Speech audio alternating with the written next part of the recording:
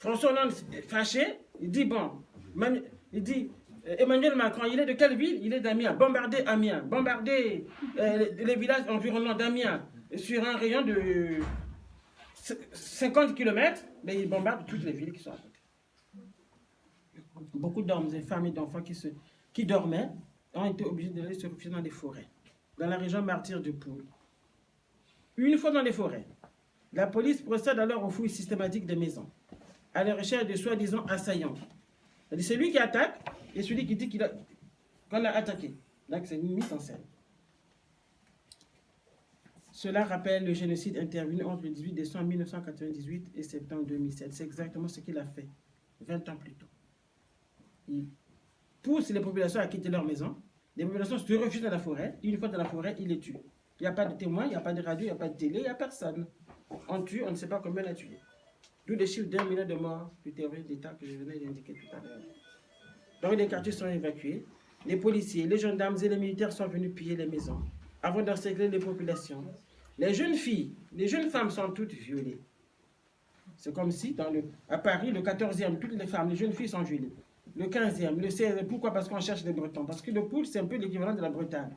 Alors on bombarde toute la Bretagne et on bombarde à Paris les quartiers où les Bretons sont censés vivre. Alors, comment on va les reconnaître? Ben, par exemple, s'il y a des crêperies, donc ce sont des Bretons. Alors on détruit tout. C'est exactement ça. Donc, bilan, 800 000 morts. Des femmes, des hommes et des enfants. Et depuis le 4 avril 2016, il a inventé un stratagème. Il cherche un homme. Cet homme s'appellerait un pasteur qui s'appellerait Ntumi. Donc, il décrète qu'on a attaqué les quartiers. C'est pour ça que lui, il est venu bombarder. Le pasteur Ntumi. Un pasteur. Donc, un État qui ferait la guerre avec un pasteur. Vous avez compris ça? Donc, en fait, il y avait un conflit électoral. Sassou Nguesso a perdu. D'abord, quand il y a eu le conflit électoral, qu'est-ce qu'il a fait? Il a fait couper Internet. Il a fait couper les téléphones. Il a fait couper les radios étrangères pour que les correspondants ne puissent pas dire ce qui s'est passé. Il faut couper tout ça. Et lui, dans la nuit à minuit, il nous envoie quelqu'un à la télévision qui vient nous dire Sassou Nguesso a gagné. Et dans le même temps, Obama est des quartiers sud. Comme ça, vous n'êtes pas contesté. Si vous comprenez ça, c'est ça le stratagème de Sassou Nguesso. Donc, de conflit électoral, il se transforme en conflit militaire. Alors, on cherche Ntumi. Ntumi, c'est un pauvre prélat. Enfin, c'est un pasteur évangélique. Hein. C'est pas un pasteur... mais il y en a quelques-uns là-bas. Il n'a rien à voir avec la politique. C'est pas un intellectuel du tout. Il connaît rien de la politique. Donc, lui... Comme il cherche un alibi, il nous a mis cet homme-là. Bon, maintenant, il fait la guerre avec lui. Est-ce qu'un État peut faire la guerre à un homme? Ça, c'est la situation du Congo-Brazzaville. À titre personnel, j'ai entendu parler pour la première fois de Sassou Nguesso Denis, alors que je venais d'avoir 8 ou 10 ans. Qu'est-ce qu'il avait fait en ce moment-là? Il venait d'abattre un homme, son frère d'armes. C'était en 1970 à peu près. Il abat un homme, et pour montrer que lui, il est courageux, il est ministre de la Défense à l'époque. Nous sommes en 1970, donc ça fait déjà 45 ans, c'est ça? Kinganga. Alors, il dit au photographe, venez, photographiez-moi devant mon cadavre. Et moi, je devais avoir 7 ou 8 ans. Cette image m'avait frappé. J'étais choqué en tant qu'enfant de voir un ministre de la Défense tuer quelqu'un, lui-même, et se faire photographier en compagnie de son cadavre. Ça m'avait choqué. Ça m'avait heurté au plus profond de moi-même. Et pourtant, je ne connaissais pas cet homme-là, Pierre Kinganga. Ça m'avait tellement choqué que je me suis dit, quand je serai grande, je serai journaliste. Pourquoi je voulais être journaliste? Je voulais dénoncer ces crimes que je voyais là-bas. Ces violences. La violence conjugale, mais aussi la violence politique. Mon pays était... Il y avait que la violence politique. Les enfants n'avaient pas de jouets. J'en ai jamais eu. Mais il y avait la violence partout. Dans cette image-là. C'est à cause de cette image-là, ou grâce à cette image-là, que je suis devenu journaliste. Aujourd'hui, je suis devant vous. Alors, pourquoi la région du Poul? Ça, c'est une bonne question qui a été posée la dernière fois.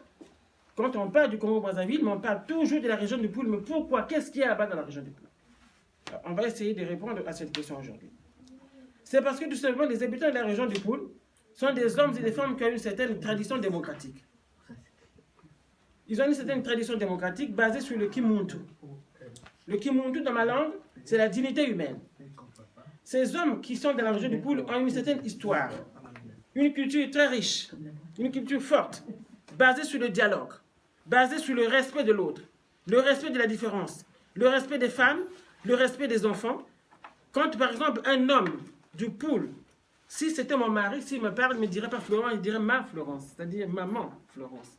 Et moi, si je dois parler à mon mari, je dirais papa Gabriel. Voyez-vous, jusqu'où va le respect chez nous. C'est très important le respect chez nous.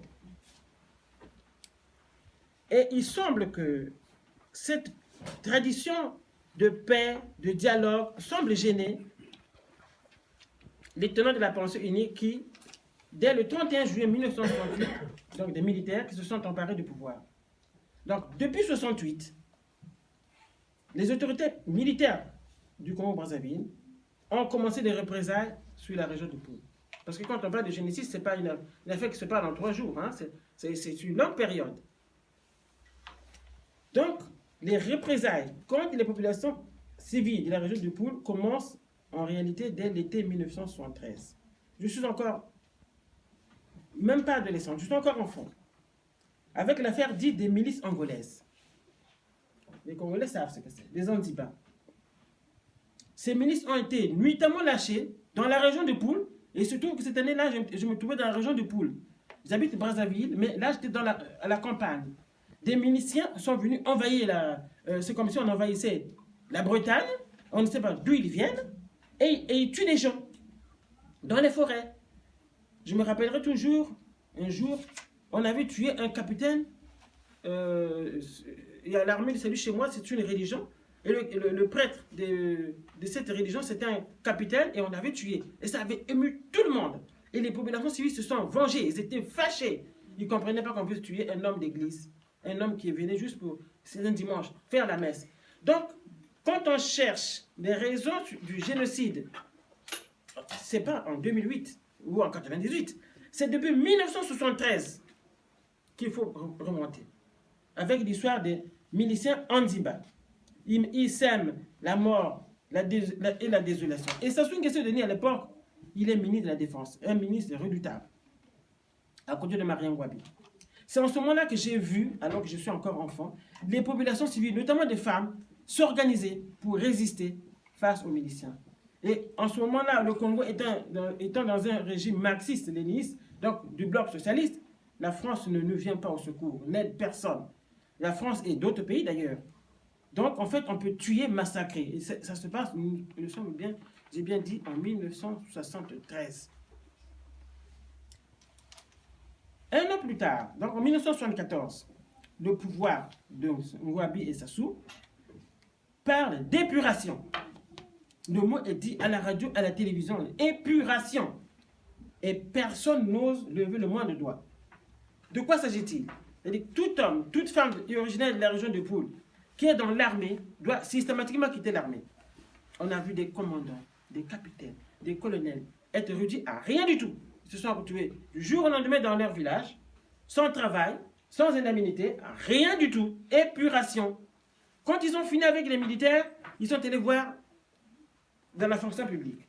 Tout homme, toute femme du Poul doit quitter ses fonctions. Épuration. Sans indemnité. Nous sommes là en 1974. J'ai parlé tout à l'heure de l'affaire Kiganga. Je vais encore y revenir. C'est un fait qui m'a vraiment beaucoup marqué. Donc, le 23 mars 1970, la radio annonce un coup d'État vient d'être déjoué par le pouvoir marxiste de Ngouabi et Sassou. Et parmi les personnes concernées se trouve un certain Pierre Kiganga. Sassou Nguesso dirige lui-même les opérations. Il abat lui-même Pierre Kiganga. Vous voyez, mesdames et messieurs, Sassou est un homme. Sassou veut dire crime. D'ailleurs, les Congolais l'appellent depuis très longtemps. Quand on veut parler de Sassou Nguesso, on dit la passion du crime. Tout le monde comprend. La passion du crime, c'est Sassou Nguesso. Il a fait du crime son principal projet politique. C'est pour ça que les populations du nord au sud, de l'est à l'ouest du pays le rejettent. En particulier les femmes. Parce qu'il tue nos enfants. Il tue nos maris. Il fait de nous des veuves éplorées. Il fait de nous des filles inconsolable. Maintenant, je vais parler de la définition du terrorisme d'État. Il y a un philosophe anglais qui s'appelle Thomas Hobbes. 5 avril 1588, 4 avril 1679. C'est un philosophe anglais. Celui qui étudia le terrorisme d'État pour la première fois. Thomas Hobbes est influencé par Platon, Aristote, Machiavel, Baudin, Galilée et Descartes. Alors, comment il définit le terrorisme d'État? Il consiste en l'exercice illégitime par l'État de son monopole de la violence pour obtenir une soumission totale de la population ou un groupe d'individus ou de son peuple. Ça, c'est la définition que l'on peut regarder sur Google, dans un dictionnaire. Donc, un homme qui prend le pouvoir, qui terrorise, qui tue, les gens ont peur, maintenant ils se soumettent. C'est ça. Donc, quelle est la conséquence immédiate de cette action? C'est que l'individu accepte d'abdiquer une partie de sa liberté en échange de la protection de l'État, et qu'elle ne vise pas au maintien menacé de l'État, mais à un accroissement de ses prérogatives. Donc, le terrorisme d'État pose un problème d'ordre théorique, puisqu'il met en cause non seulement la relation entre l'État et la société civile, mais aussi la